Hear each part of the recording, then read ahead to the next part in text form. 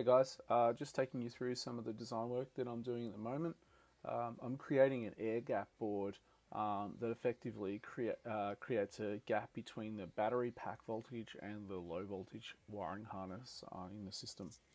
The issue is with servo controllers is that they keep the battery voltage and low voltage systems all in the same harness, which is really by today's standard a bit of a no-no. So what I'm doing is I need to create a PCB that keeps all of the low voltage switching systems, so any of the 12 volt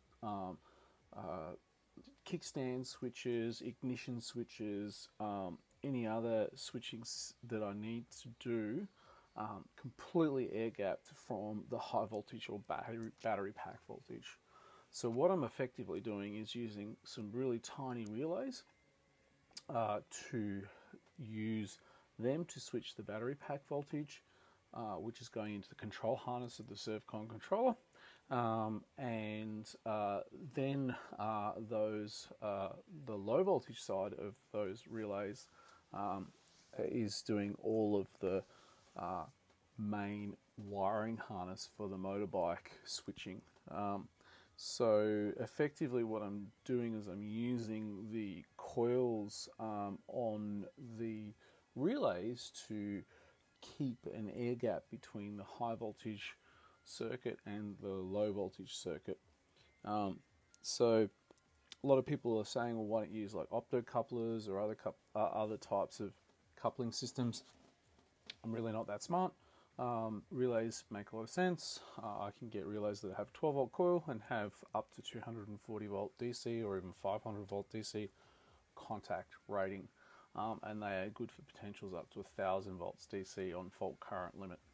So what that means is that the high voltage and low voltage circuits are completely separate, which then allows my battery management systems, earth leakage, and earth or current detection. So if I've got battery pack voltage leaking out into the chassis, it will pick that up straight away. And that's a really good feature to have because it allows you to stay a lot safer.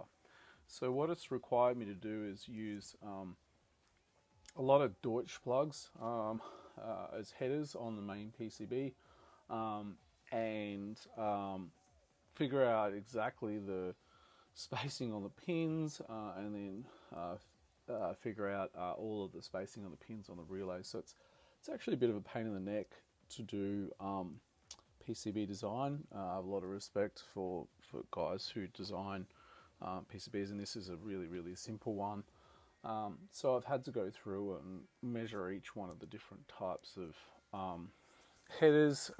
In this case, you can see I'm having a look at a 3D model of a Deutsch header, and that allows me to understand the spacing between all the pins and then figure out the pinhole spacing on the PCB, and then figure out how to mount that Deutsch plug through the mounting holes onto the PCB.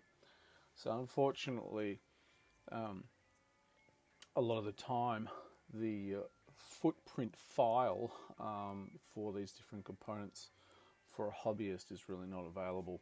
So I actually have to do it the hard way and go through and measure it all, and then figure out how far the pins are apart and how big they are, and sort of reverse engineer the footprint file of that plug. So yeah, so that's about it for this clip.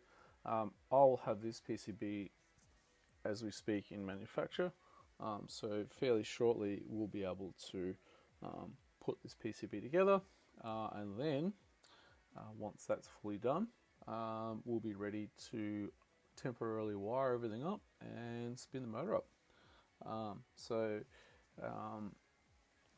In between now and then, I'll show you some footage of me putting together the battery pack. So I've mounted the cold plate on the top, and I'll be going through all that with you guys as well. Yeah, catch you next time. Cheers, bye.